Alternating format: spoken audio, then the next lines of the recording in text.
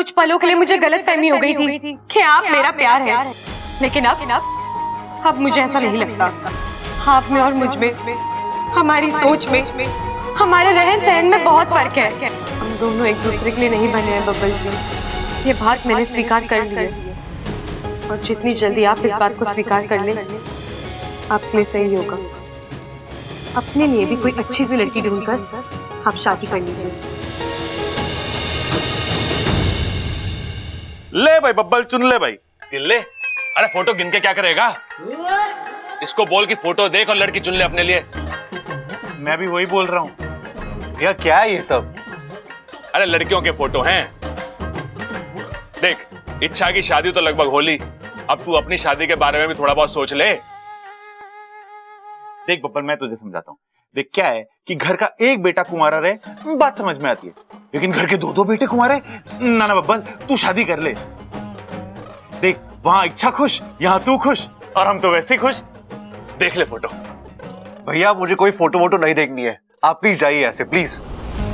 अरे देख ले ना, कोई तो पसंद आ जाएगी।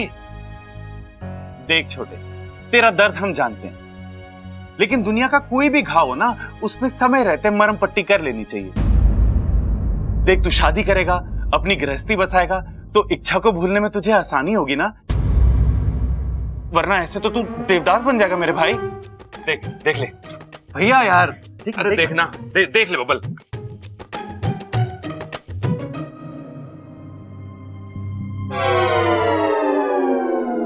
कोई पसंद आई? स्कर्ट वाली कैसी लगी तेरे को? अच्छी है भैया। अरे बब्बल, ये लंबे बालों वाली कैसी है? अच्छी है भैया। अरे वो छोड़, ये घुंघराले बाल वाली कैसी लगी तेरे को? अच्छी है, अच्छी है। वो गाल पे तिल वाली कैसी है? अच्छी है। अरे तू क्या कर रहा है? सबको अच्छी अच्छी बोले जा रहा है, देख भी रहा है, क्या कर रहा है तू? सब पसंद आ गई क्या तुझे? सबसे शादी करेगा क्या तू? अरे मुझसे तो एक ना संभल रही, ये इतनी सारी कैसे संभालेगा? तो छोटे, मुझे लग रहा है इसका मूड ठीक ना है अभी, बाद में आते हैं। ठीक है, चल भाई आते फिर दोबारा। पीली ड्रेस है। इच्छा एक बार और सोच ले बेटा। सोचने का वक्त चला गया है माँ, अब तो युद्ध होगा महाशिवरात्रि के दिन। महाशिवरात्रि के दिन ही क्यों माँ? आप तो जानती हैं, महाशिवरात्रि शिव जी का त्योहार है। उस दिन शिव जी की कृपा हम पर जमकर बरसती है। हम नागों की शक्तियां अपनी चरम सीमा पर होती हैं। उस दिन हमसे कोई मुकाबला नहीं कर सकता, और हम इसी बात का फायदा उठाकर उस मयूरेश को अपनी जाल में फंसा लेंगे। लेकिन कैसे? मेरा मतलब है तुम्हारे दिमाग में चल क्या रहा है? सुनो, महाशिवरात्रि के दिन जब सारी दुनिया पूजा और भक्ति में लीन होगी,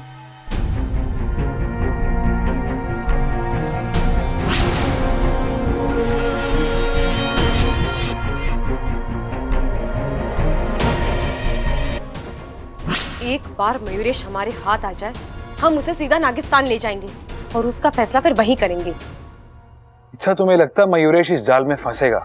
वाकू, सच्ची लगन हो तो सपने साकार होते हैं, और इरादे नेक हो तो रास्ते आसान होते हैं। इच्छा, मुझे तेरी सूझबूझ और योजना पर कोई संदेह नहीं है। तूने सोचा है तो सही ही सोचा होगा, पर मेरी सपोनी, मुझे तेरी चिंता हो रही है। तू हर बार की तरह इस बार भी अपनी जान जोखिम में डालेगी, और हर बार की तरह सही सलामत लौट भी आऊंगी माँ।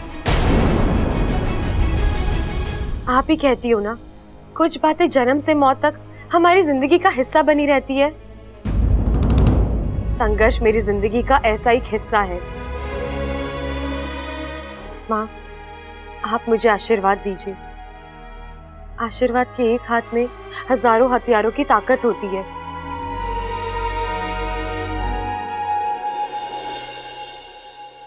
बब्बल, बब्बल, मैं तुम्हें ढूंढ रहा था। क्यों? एक कहानी सुनानी थी। कभी तुम पहाड़ी वाले मंदिर गए हो? वहां से गुजरते हुए लोगों को देखा है? उनके हाथ में ना प्रसाद का लड्डू हो, और उस लड्डू पे बंदरों की नजर होती। बेचारे बहुत उछलते हैं, कूदते हैं, लेकिन लड्डू उसे ही मिलता है जो उस लड्डू का हकदार होता है। तुम्हें देख के मुझे आज उन बंदरों की याद आ गई। मेरा मतलब कि इच्छा प्रसाद का लड्डू खाने वाला मैं और तुम बंदर। और तुमने सुना ना कि इच्छा ने मुझसे शादी के लिए हां कर दी। अब वो मेरी होने वाली पत्नी। कोई भी ऐरा गैरा इच्छा के आसपास भी फिर के वो मुझे पसंद नहीं। आज से, अभी से तुम इच्छा से दूर ही रहना। अभी इच्छा की शादी होने में 72 घंटे बाकी है, और जब तक उसकी शादी नहीं हो जाती वो इसी परिवार का हिस्सा है। तो उस हिसाब से रगेरा मैं नहीं, तुम हो।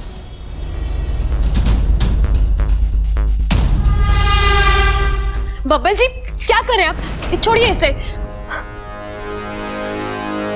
इच्छा, यहां तुम्हारे होने वाले पति का अपमान हो रहा है, उसके साथ बदतमीजी की जा रही है और तुम खड़ी खड़ी देख रहे। मुझसे ज्यादा गुस्सा तुम्हें आना चाहिए। क्या बोल रहे हो तुम?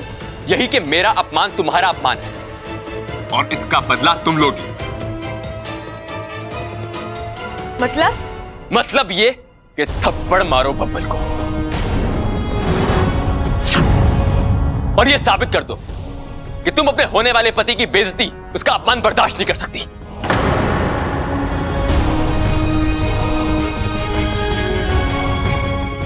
मारो थप्पड़। नहीं, मैं ऐसा नहीं कर सकती।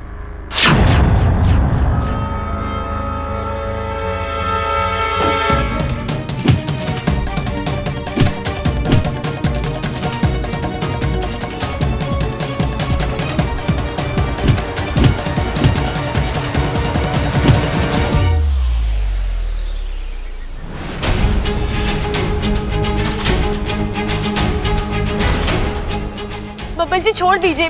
बब्बल जी आप समझिए बात को। बब्बल जी,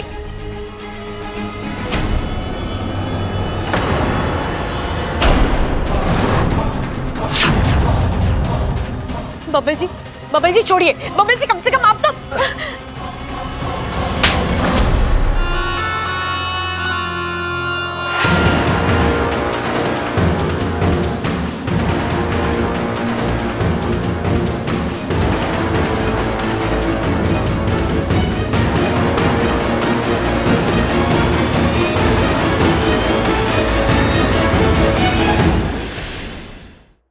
अगर मैं चाहूं तो मैं इस थप्पड़ का जवाब थप्पड़ से दे सकता हूं, लेकिन मैं ऐसा नहीं करूंगा, क्योंकि एक तो ये इस घर के संस्कार नहीं है, और दूसरा ये कि किसी लड़की पे हाथ उठाकर अपनी मर्दानगी साबित करने का मुझे कोई शौक नहीं है। और एक और बात, मेरी चुप्पी को मेरी कमजोरी समझने की गलती कोई ना करे। पहलवान की औलाद हो, अगर पटकने पे आऊंगा ना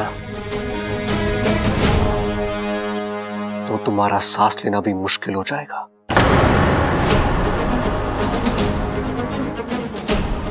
बब्बल जी,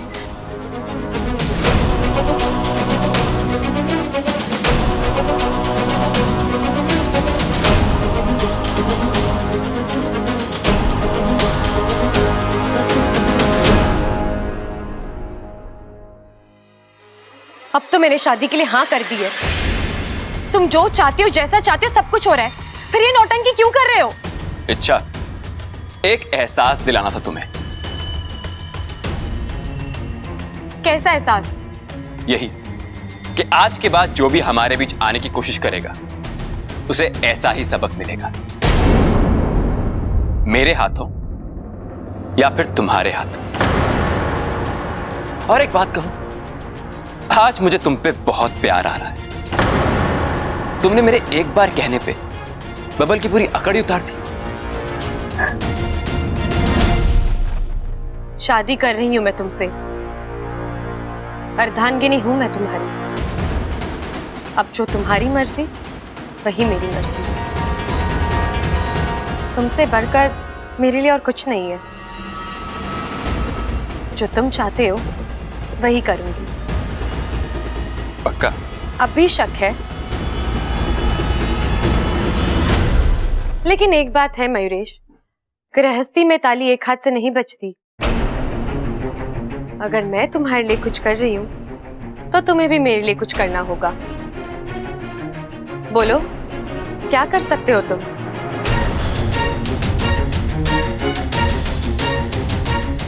कुछ भी। कुछ भी? आजमा के देख लो। वक्त आने दो, आजमा लूंगी। इच्छा, जब तक मुझे प्यार के बदले प्यार मिलेगा, समझ लो जिंदगी खुशहाल रहेगी। लेकिन अगर तुमने मुझे धोखा देने का... वो तो अब नहीं होगा मयूरेश, मैं अपने हिस्से का प्यार साबित कर चुकी हूँ। अब तुम्हारी बारी।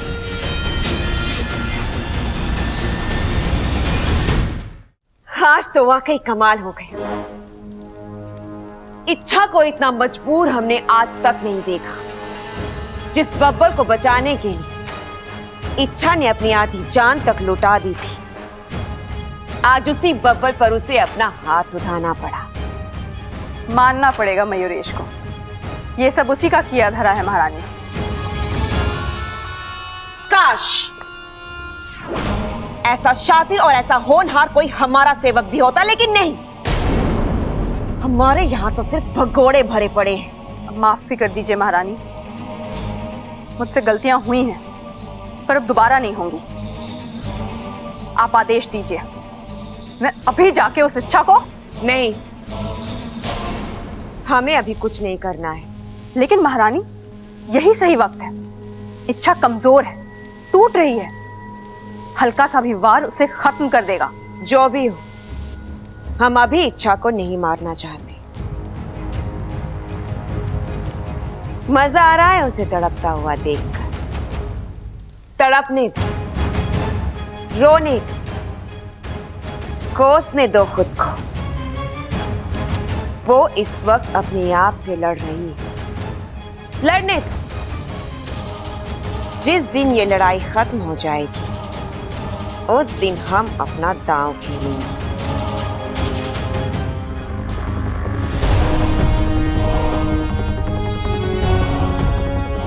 जाओ ऐसे। बब्बर जी, मुझे... इच्छा, मैं कुछ उल्टा सीधा कर बैठूंगा, चली जाओ।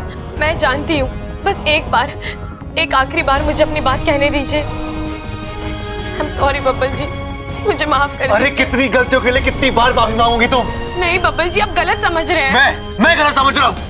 अभी कुछ देर पहले हुआ वो। मैं बस झगड़ा रोकने की कोशिश कर रही इसलिए थी। तुमने मुझ पे हाथ उठाया, थप्पड़ मारा मुझे। क्यों इच्छा? मेरी क्या गलती थी? ऐसे मैंने क्या कर दिया जो? बब्बर जी, आप बैठिए, मैं आपको... नहीं, मुझे कुछ नहीं सुनना है, कुछ नहीं समझना है।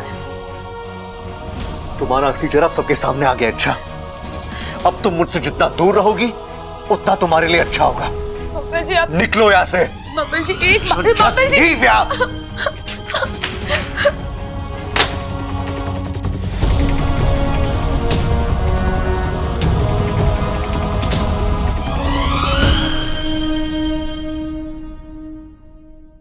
एमा, इच्छा की शादी में मैं जलेबी डांस करूंगा।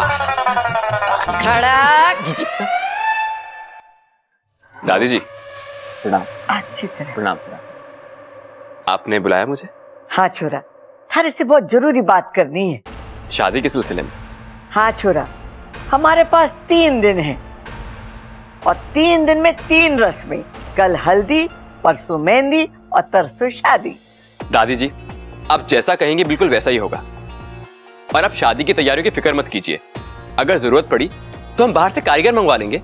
अरे वो सब तो ठीक है छोरे, लेकिन मेहमानों का क्या करेगा?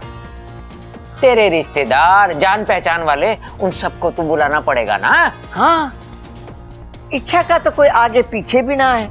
जो भी है हम ही लोग हैं। शादी की सारी रस्में खड़क करेगा और कन्यादान भी खड़क करेगा।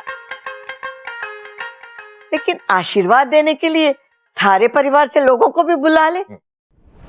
आ जाएंगे दादी जी, सब आ जाएंगे।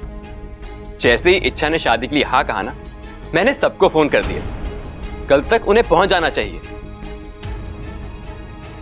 अप्पू यहाँ भी नहीं है। क्या हो गया छोरी? तू इतनी हैरान परेशान क्यों घूम रही है? दादी जी, अपू कहीं दिखाई नहीं दे रहा है। अरे खेतों में गया होगा खेलने के लिए, आ जाएगा। छोरा बड़ा हो गया है, तो फालतू में उसकी चिंता मत करा कर अब। लेकिन पिताजी। ठीक है, मैं जाके देखता हूँ, उसके कान पकड़ के लेके आऊंगा। खुश? बब्बल जी, आज आप पर हाथ उठाकर जितना दर्द मैंने आपको दिया है, उससे कहीं ज्यादा दर्द मैं बर्दाश्त कर रही हूँ।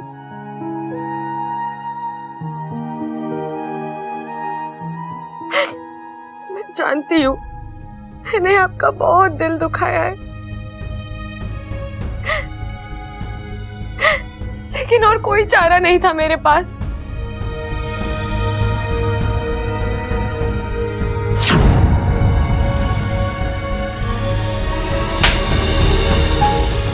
आपकी जान को उस वक्त खतरा था, वो मयूरेश आपको जान से मार डालता, इसलिए मैंने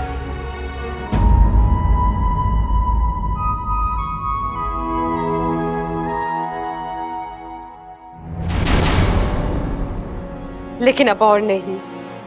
मैं बहुत जल्द उस मयूरेश को इस घर से, हम सब की जिंदगी से बाहर फेंक निकालूंगी।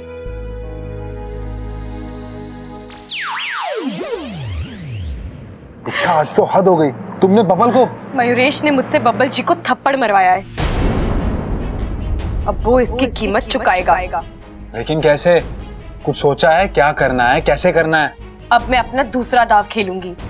अच्छा, पहेलियां मत बुझाओ। तुमने पहला दाव कब खेला जो? वाकू, मयूरेश को शादी के लिए हाँ बोलना ही मेरा पहला दाव था।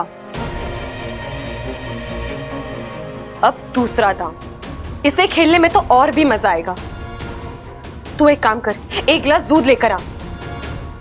ओह, दूध? इच्छा जी, शायद आप भूल गई हैं, मैं इस घर में छुप कर रहता हूँ। इस तरह सरेआम सबके सामने दूध लेने जाऊंगा ना, तो 100 नजरें उठेंगी और 1000 सवाल। इसलिए तुम जाओ और दूध लेके आओ। लेकिन पहले यह बताओ, इस दूध से क्या होने वाला है? बहुत कुछ।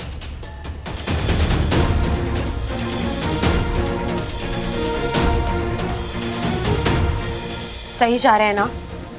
100%। ठीक है, तो मैं चलती हूँ अपने नए अभियान पर।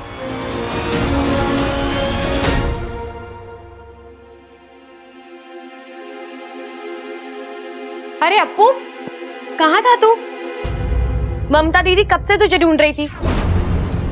अप्पू, कितनी बार कहा है तुझसे घर से बाहर जाते वक्त किसी को बताकर। अप्पू, अरे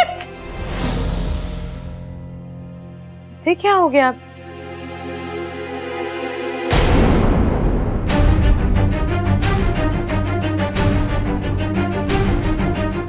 मयूरेश,